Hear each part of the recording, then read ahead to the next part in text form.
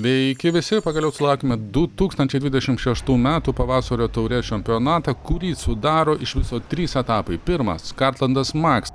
Toliau nusikelsime į Speedwayų ir po Speedwayus grįšime atgal į Vilnių, į gerai pažįstamą Plytinės kartodromą. Taigi pačių mūsų sugalvotas čempionatas, kurio taisyklės yra visiškai paprastos. Taigi turime 3 standartinės sesijas, 3 važiavimai skirtingose kartodromose, fiksuojami tik patys greičiausi kiekvieno važiavimo ratai, juos sumuojame ir tas, kurio bendras laikas mažiausias, skelbiamas nugalėtojus.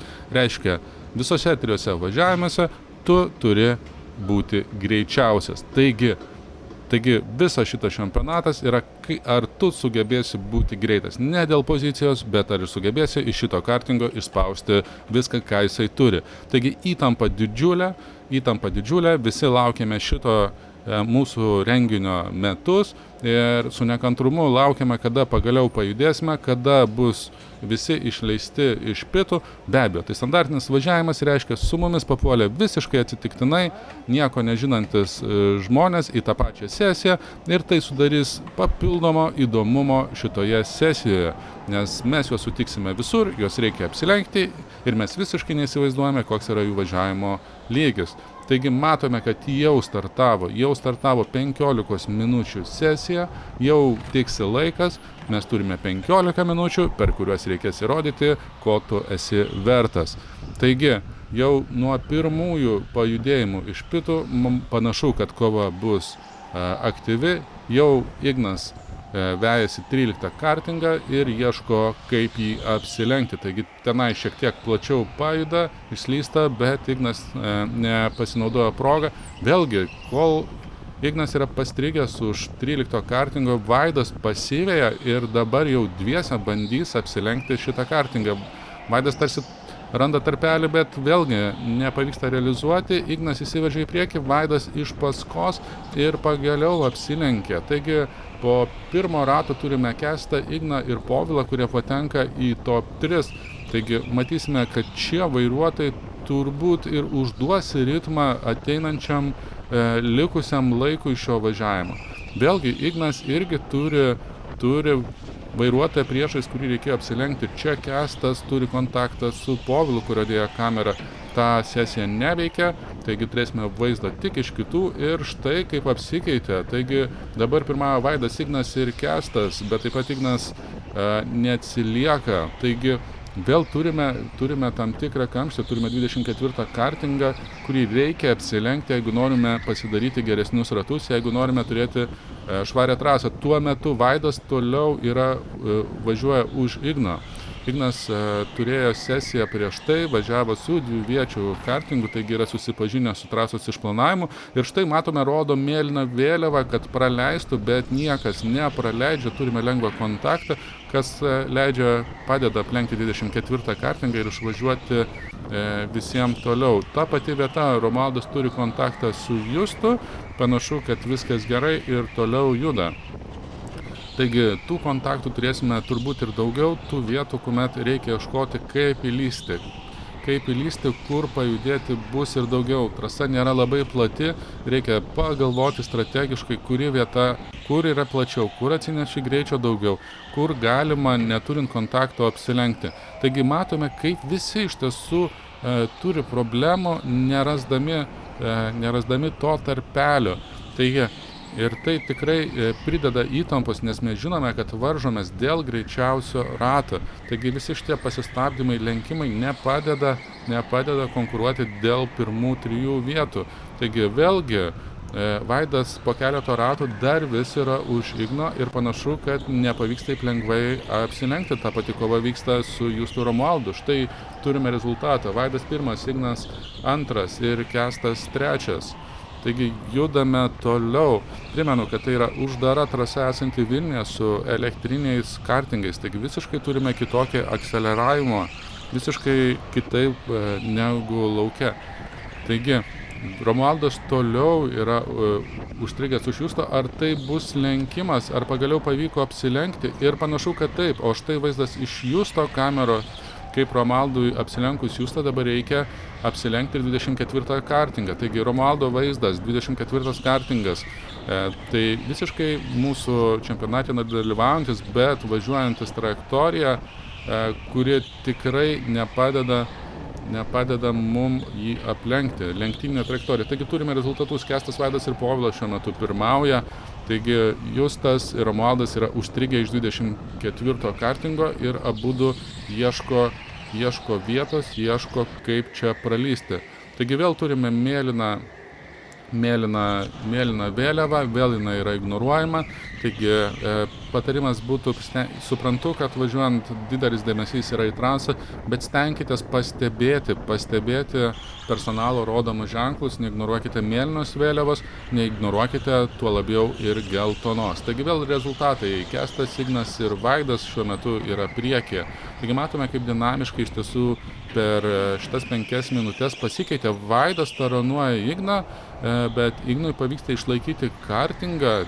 Tokia keista žaidiminė situacija, sunku pasakyti. Taigi Ignas pasiveja Justą ir dar vis matome 24 kartingą, kurį reikės kažkaip apsiversti. Čia didelė grūstis, nėra greičio ir Ignas užstringa už lėčiau važiuojančius. Jėzau, čia tikras Vilniaus kamštis piko valandomis, kur kartingai vos juda, nepasidalina eismo juostomis. Taigi turime naujus rezultatus. Povilas, Kęstas ir Ignas šiuo metu patenka į top 3. Jau liko 9 minutės, taigi jau išnaudojame dalį laiko, jau padangos turėjo sušilti ir sukimimas turėjo atsirasti geresnis, bet vis dėlto, koksai Vaidas vos neįvažiuoja į padangas, o kai kurios padangos yra įtvirtintos, kas gali baigtis skaudžiu smūgiu. Taigi tikrai reikėtų vengti neatsitrenkti ir matome, kaip užsidarė tarpelis ir nepavyko. Kęstas toliau panašu, kad labai greitai juda per trasą, ar jisai nesustos už kažkurio kartingo. Čia tarsi platesnė trasos dalis ir galima per išorę bandyti įlysti. Ir panašu, kad pavyko 2 kartingus vienu metu. Ignas taip pat pasiveja važiuojantį, kurį irgi vėlgi reikės apsilenkti. Taigi matome, kaip niekad gausiai daug lenkimų. Tai ar šita praktika, ar šitas pirmas važiavimas ir tokia lenkimų gausa padės tolimesniuose etapuose. Štai turime vaizdą iš Romualdo. Šiais metais jis padarė labai didžiulę pažangą, iš tiesų labai greitai pradėjo jausti kartingą. Kameras iš Igno. Turime kontaktą, kokia netikėta vieta. Netyčia yra bakštelė, to užtenka, kad kartingas susisuktų, vėl mėlyna vėliava, vėl šį kartą neignoruojama ir štai puikiai apsilenkia 3 kartingai lėčiau važiuojanti. Nepamirškime, kad mergaitė yra įsirėmusi į apsaugas ir rodoma geltona žiburėliai, kurie reiškia atsargiai trasoje yra pavojus, reikia numesti važiavimo greitį. Labai gerai, kad tokia gana gerai matoma vieta. Čia kažkodėl turime ir antrą sustojusi kartingą. Tai visiškai keista situacija, nelabai aišku, kas vyksta, bet kur atveju grįžtame į rezultatus. Taigi Povilas, Ignas ir Kęstas šiuo metu patenka į top 3. Dar vis geltonas lemputės, važiuojama šiek tiek atsargiau, nebandoma spausti maksimumas. Taigi ir matome, kaip vėl formuojasi grūstis, trasa nėra plati, visiems neužtenka vietos, atsiranda daugiau kontaktų. Ir štai kažkaip tai pavyksta apsilenkti, Vaidas važiuoja už Justo, ar pavyks apsilenkti greitai, tuoj matysime. Ar vėlgi, štai priekyje yra Povilas, Ignas pasiveja Povilą ir judame toliau. Taigi liko 7 minutės iki pabaigos ir žiūrėsime, kaip seksis toliau, kas išlaikys lyderystę, o kas vis dėlto nepateks į top 3. Taigi Kęstas rodo, kad iš tiesų vairavimo sąlygos yra sudėtingos, kad kartais neprognozuojami kartingai, žmonės, kurie važiuoja pirmą kartą arba rečiau, matosi, kaip jų kartingai slysta, tokiu būdu dar labiau užblokuodami kelią. Taigi Vaidas toliau važiuoja pagal Justą, bet panašu, kad Justas neatiduoda savo pozicijų ir neleidžia apsilenkti. Tai štai kaip koks nedidelis atstumas buvo tarp jūsų. Taigi turime rezultatus. Povilas, Ignas ir Kęstas toliau lyderiauja. Pasižiūrėsime, kaip bus per likusias 6 minutes.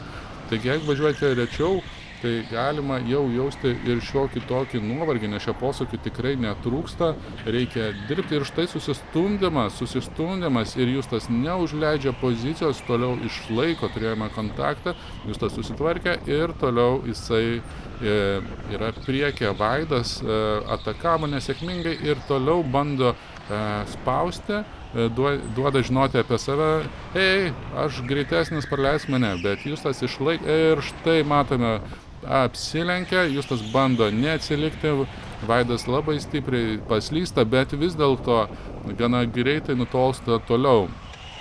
Ir štaigi, Ignas turi švarę trasos dalį, kuriame nereikia nieko apsilenkti ir gali maksimaliai realizuoti savo greitį, išnaudoti, kad gali išnaudoti visą trasos platumą ir štai turime rezultatus. Kęstas, Povilas, Ignas ir čia pat 4 vietoje Ignas kuris ką tik tai turėjo švaresnį ratą, yra 4 vietoje. Taigi praktika prieš tai, plus galimybė turėti švaresnę trasos dalį, kuomet nereikia daryti lenkimų, padeda pakilti iki 4 vietos. Tuo metu Ignas M taip pat užstrigęs už Povilo, o Povilas užstrigęs už važiuojančio, taigi matome, kad atstumai yra nedideli ir vėl turime grūžti ir vėl reikia apsilenkti, bet labai sėkmingai mus praleidžia, kuo džiaugiamės ir judame toliau. Taigi toliau, Kęstas dabar yra už Justą. Vėl turime nelengvą situaciją, ar Kęstui pavyks geriau apsilenkti, ar taip pat užstriks kaip ir prieš tai buvę. Tuo metu Romualdas irgi neatsilieka, turi iššūkių, kai prieš jį staigiai pastato kiti važiuojantis, ir vėlgi trasa yra šitoje vietoje pakankamai siaura, bet greičiai yra pakankamai dideli. Štai stabdymo zona, susisukama, turime kontaktą, bakstelio į šoną, bet tas atvėrė galimybę Romualdui praslysti. Ignas M toliau važiuoja už Povilo, kur Povilas užstrigęs už 24 kartingo, bet pavyko gražiai apsilenkti. Ignas padėkoja, Kęstas toliau baksnoja Justą ir praneša apie save, tarsi leido kartingui praeiti, bet dar vis vyksta kova. Justas tiesiai už Kęstą, matome iš jo kameros ir stengiasi neatsilikti, bet Kęstas po truputį gana stipriai tolsta, matyt atsineša geresnį greitį ir štai ant posūkių tarsi susilygioja, bet vis dėlto kiti greičiai.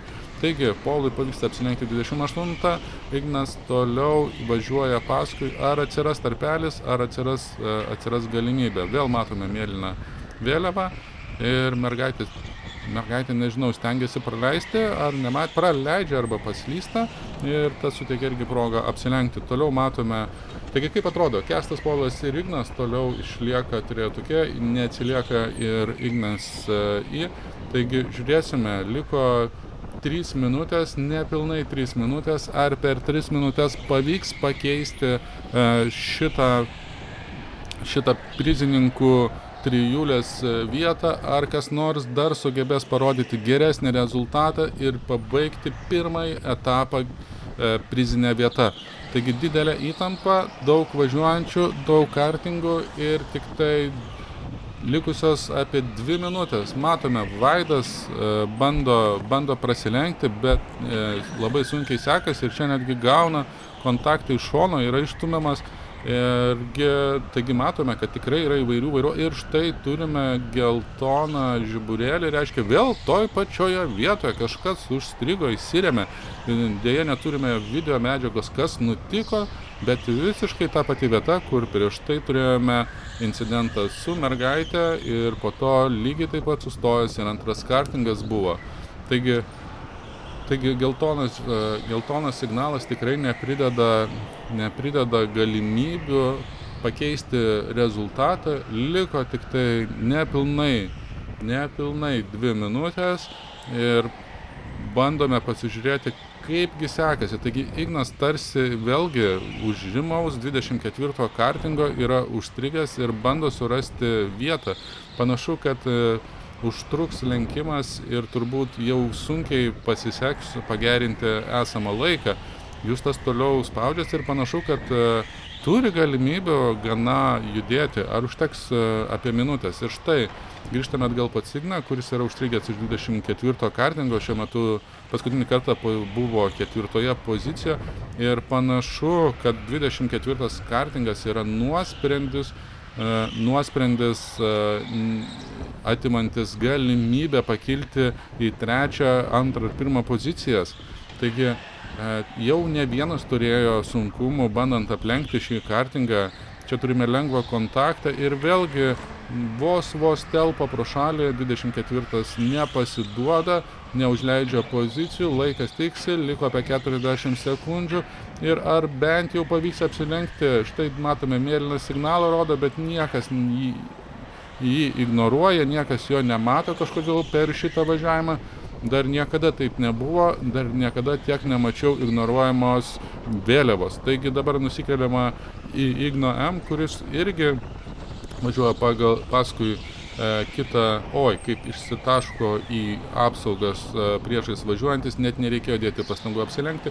Ir likusios 10 sekundžių mūsų važiavimo, kuomet paskutiniai kadrai iš Vilniuje Kartlandas Max vykusios standartinės sesijos, kuriuo metu mes bandėme įveikti ratą greičiausiai ir tai yra pirmas iš 3 etapų. Kitas etapas bus Speedway atvirame lauke su benzininiais kartingais ir toliau varžysimės dėl greičiausio rato.